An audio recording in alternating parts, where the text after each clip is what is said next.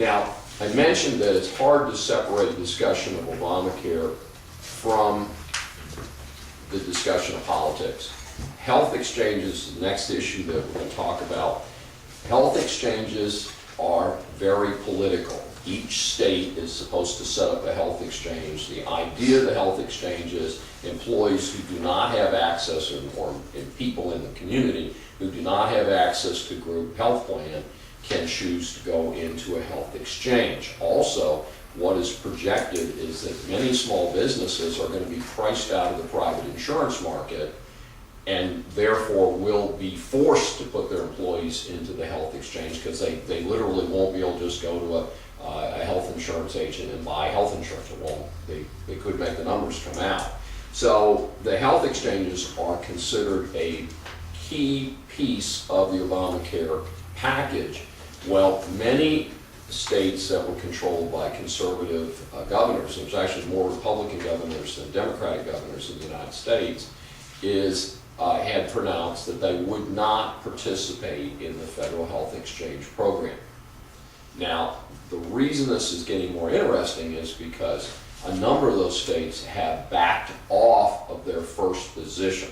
And so now we're hearing, as recently, I was listening to a news report just last night, where they're starting to say, these same governors who said, ain't no way, are now starting to say, well, maybe we can negotiate. Maybe if we can get this agreement from the feds to have this much flexibility, and I believe the Texas position right now is, we'll do health exchanges if you let us play with the terms and conditions of the Medicaid and Medicare, not Medicare, but Medicaid package, and we do things a certain way, then we'll play ball. The official position for many conservative governors had been, the problem is that this is only short-term funding. So you'll expand your Medicaid base and you'll expand your health exchange base, and then the feds are going to step out and say, oh, now you get to pay for the whole thing. And so that had been the original rationale for not doing this. It's still a very expensive proposition if you're providing subsidized health care to large numbers of people. And remember, the objective of this thing was to cover 30 to 40 million people with health coverage who theoretically do not presently have coverage. So this is kind of an interesting deal. So this has not been sorted out, and it's going to be state by state.